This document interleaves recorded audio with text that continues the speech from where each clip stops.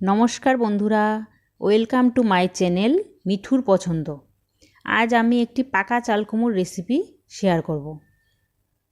সেটা আমি অরুণাচল তেজুতে ঘুরতে আসছি আমার কাকার বাড়িতে। সেখানে ওদের নিজের গাছের চাল কুমড়ো, পাকা চাল কুমড়ো গাছ থেকে পেড়ে এটাকে পাকা চাল করেই পেরেছে। সেটা এরকম ডুমো ডুমো করে কেটে একটু বড় বড় টুকরো করে কেটেছি, কারণ এটা তাড়াতাড়ি গলে যায়।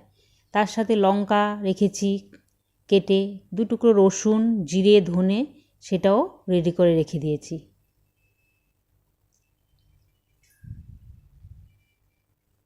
এই চাল কুমড়োটা একটু টকটক হয়, খেতে খুব টেস্ট হয়। কচিটার এক স্বাদ, এটার অন্যরকম একটা স্বাদ হয়। তাই মাছের মাথাগুলো আমি ভেজে রেখেছি, সেটা আর দেখালাম না।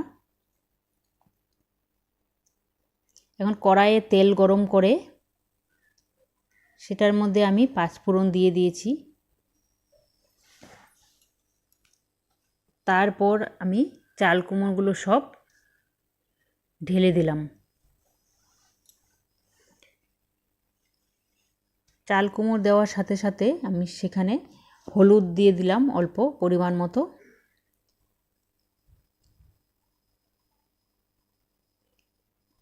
তারপর পরিমাণ মতো নুন দিয়ে দিলাম।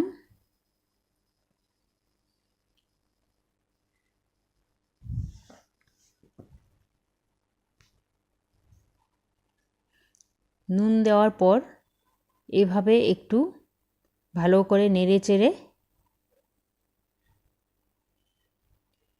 একটা ঢাকা দিয়ে কিছু সময়ের জন্য রেখে দেব। এটা বানাতে বেশি সময় লাগে না, কারণ পাকা চাল কুমড়ো গলে যায় তাড়াতাড়ি। এবার উঠিয়ে আবার অল্প নেড়ে চেড়ে তার মধ্যে আমি লঙ্কা যে রেখেছিলাম সেটাও দিয়ে দিব। তারপর জিরে গুঁড়ো, ধনে গুঁড়ো সব একে একে দিয়ে দেব।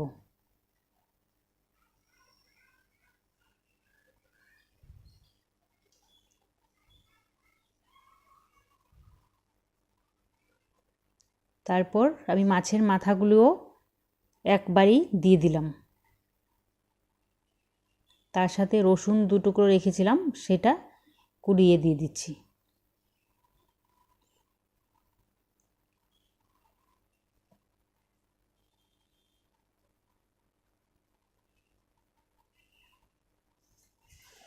তারপর নেড়ে চেড়ে এইভাবে অল্প শুকনো শুকনো ভাব হলে আমি একটা গামলায় নামিয়ে নেব। বেশি সময় লাগে না, অল্প সময়ের মধ্যেই হয়ে যায়।